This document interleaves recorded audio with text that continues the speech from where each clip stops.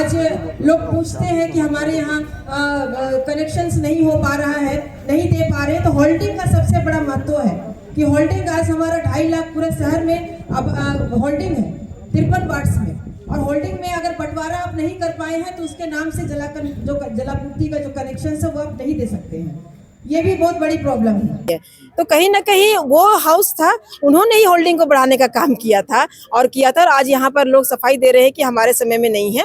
तो आने की तो अटल वेंडर हमारे ही समय का है। दूसरा एक वेंडर था दिल्ली मार्केट में बनाने का और एक आपका सब्जी बाजार जो हरमू में बना है। तो इस सब चीज को अगर हम सुव्यवस्थित कर देंगे तो जो फुटपाथ वेंडर्स है उनके लिए हम लोग ने 20 या 25 जगह हम लोग चिन्हित करके दिए थे। अगर तरीके से इन लोगों को हम लोग बसा देते हैं तो ये शहर देखिए पुराना है, प्लान वे पे नहीं बना हुआ है, लेकिन इसी में हम लोगों को कुछ तरीके से सुव्यवस्थित करके अगर योजनाबद्ध हम करेंगे तो हम तरीके से इसको सुंदर बना सकते हैं। केंद्र से पैसा आती है तो अगर सरकार जब तक यहाँ निगम का चुनाव नहीं होगा तो केंद्र का पैसा रुका हुआ है। अगर चुनाव संपन्न होता है तो केंद्र का पैसा भी, नगर विकास जो केंद्रीय मंत्री वहां से उनका पैसा बजट में हमारा आता है, विभिन्न स्कीम्स के द्वारा पैसा आता है। तो ये निवारण तो 5 साल भी किए, पहले भी किए, उसी का आज नतीजा है कि निगम कुछ आगे बढ़ा है, निगम का अस्तित्व आगे बढ़ा है। सर्वस्व अर्बन पुअर के तहत गरीबों को वाल्मीकि आवास हो या गरीबों को घर देने की बात होती थी। राजीव गांधी आवास योजना भी प्रधानमंत्री आवास योजना के नाम पे आ गया है।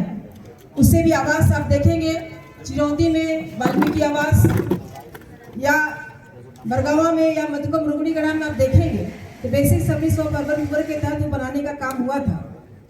हेल्थ की बात आती है तो हेल्थ में भी हमारा होम्योपैथिक डॉक्टर्स बैठते थे, हमारे डॉक्टर से बैठते थे। और सबसे बड़ा चीज यहाँ पर जलापूर्ति की बात है।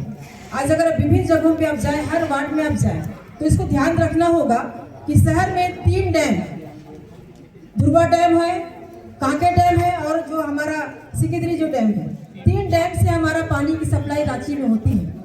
और इसको ये ध्यान भी देने की आवश्यकता और जानने की भी जरूरत है कि रांची नगर निगम जलापूर्ति का सिर्फ कनेक्शन देता है, सिर्फ कनेक्शन देता है। ये नागरिक को हमारी जानकारी होनी चाहिए कि जो राइजिंग पाइप है, उस राइजिंग पाइप से जो हमारा जल है, चूंकि दिल्ली वगैरह में जल बोर्ड आप देखते हैं, जल बोर्ड एक नगर निगम का एक विशेष अंग होता है जो पूरा जलापूर्ति को ही देखता है।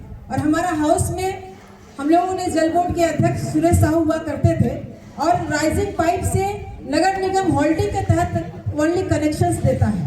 और ये कनेक्शंस में ये जानकारी इसलिए मैं आप लोगों को दे रही हूँ कि जलापूर्ति का ये सारे शहर में इसकी आज लोग पूछते हैं कि हमारे यहाँ कनेक्शंस नहीं हो पा रहा है, नहीं दे पा रहे हैं, तो होल्डिंग का सबसे बड़ा महत्व है कि होल्डिंग आज हमारा 2.5 लाख पूरे शहर में अब होल्डिंग है 53 वार्ड्स में। और होल्डिंग में अगर बंटवारा आप नहीं कर पाए हैं तो उसके नाम से जलापूर्ति का जो कनेक्शन है वो आप नहीं दे सकते हैं। ये भी बहुत बड़ी प्रॉब्लम है। दूसरी चीज स्ट्रीट लाइट की बात आती है तो ये जलापूर्ति बिजली विभाग का है, सिर्फ हम स्ट्रीट लाइट देने का काम करते हैं। ये जानकारी होनी चाहिए लोगों को कि स्ट्रीट लाइट हम देने का सिर्फ काम करते हैं। और हमारे शहर में जैसे हेवी HSC का इलाका है, उसमें लगभग 5-6 वार्ड आते हैं, CCL का हमारा क्षेत्र आता है, हमारा हाउसिंग बोर्ड। हमारे साथ मेयर के प्रत्याशी रमा जी मौजूद है। सीधन से खास बातचीत के लिए जुड़ते हैं। जनता ने आज बहुत सारे सवाल पूछे हैं, होल्डिंग टैक्स है, ड्रेनेज सिस्टम है, तमाम जो मुद्दे हैं उनको लेकर जनता आई हुई थी। इसको किस तरह से देखते हैं, क्या आंसर होगा आपका? देखिए, सरकार नगर निगम का खुद का हाउस होता है जी। और यहाँ पर जो सवाल किए गए, 3 साल से हाउस यहाँ पर नहीं था। अफसर के प्रशासक के हाथ से ही नगर निगम का संचालन हो रहा था। और जो भी होल्डिंग की बात आई कि होल्डिंग का टैक्स बढ़ गया या जलकर बढ़ गया, तो ये हाउस निर्णय लेता है।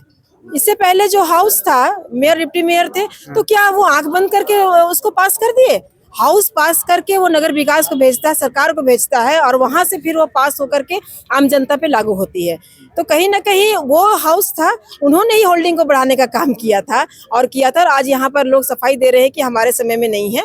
तो मेरे ख्याल से हाउस पुनः अगर आती है तो इस पर हम विचार करेंगे। चेंबर ऑफ कॉमर्स का भी एक अच्छी सवाल आए थे कि जो ट्रेड लाइसेंस का ये जो 3 दिन का ही अंतराल मांगा जा रहा है, तो हमारे समय में हम लोगों ने जो चैम्बर ऑफ कॉमर्स के जो अध्यक्ष होते थे उनको हम लोग मेंबर बना के रखते थे। यहाँ पे जो चूंकि शहरी इलाका है, राजधानी है, तो हमारे अंडर में हमारे नगर निगम के क्षेत्र में 4 विधायक और 1 सांसद का भी क्षेत्र आता है, तो उनके प्रतिनिधि को भी हम लोग जगह देते थे बैठने के लिए हाउस में। उनको विधायक खुद आते थे, सांसद भी आते थे, तो सारे मिल करके निर्णय होता था। तो ये कहीं ना कहीं ये हाउस है, हाउस पुनः अगर आती है, अभी चुनाव है, हाउस आ जाएगी, 27 के बाद हाउस बैठेगा, तो ये सारी चीजों पर स्क्रूटनी होगी। हालांकि चैम्बर्स ऑफ कॉमर्स के अधिकारियों के द्वारा एक मांग की गई है, एक वेंडर बनाने की मांग की गई है, इसको किस तरह से देखती है? देखिए, वेंडर बनाने की तो अटल वेंडर हमारे ही समय का है। दूसरा एक वेंडर था दिल्ली मार्केट में बनाने का, और एक आपका सब्जी बाजार जो हरमू में बना है। तो इस सब चीज को अगर हम सुव्यवस्थित कर देंगे तो जो फुटपाथ वेंडर्स है उनके लिए हम लोग ने 20 या 25 जगह हम लोग चिन्हित करके दिए थे। अगर तरीके से इन लोगों को हम लोग बसा देते हैं तो ये शहर देखिए पुराना है, प्लान वे पे नहीं बना हुआ है, लेकिन इसी में हम लोगों को कुछ तरीके से सुव्यवस्थित करके अगर योजनाबद्ध हम करेंगे तो हम तरीके से इसको सुंदर बना सकते हैं। जी जी, जनता का एक कठिन सवाल था, एक बेबाक सवाल था कि जनता जो अपने जनप्रतिनिधि के पास जाती है और बोलती है कि ये काम कर दीजिए, जनप्रतिनिधि बोलते हैं, कहीं ना कहीं बहाना मारते हैं, जो भी करते हैं, बोलते हैं कि मेरे पास फंड नहीं है। तो जनता बोल रही थी कि फंड कहीं से भी लाइए, लड़के लाइए, कहीं से भी लाइए, पर आपको लाना पड़ेगा। इसको किस तरह? ये 2008 की बात थी, अभी तो काफी फंड है। अभी तो 130 करोड़ लगभग जब नक्शा लाने का हमने काम किया तो अभी 130 करोड़ लगभग सालाना आ गया। केंद्र से पैसा आती है, तो अगर सरकार, जब तक यहाँ निगम का चुनाव नहीं होगा तो केंद्र का पैसा रुका हुआ है। अगर चुनाव संपन्न होता है तो केंद्र का पैसा भी, नगर विकास जो केंद्रीय मंत्री वहां से, उनका पैसा बजट में हमारा आता है, विभिन्न स्कीम्स के द्वारा पैसा आता है।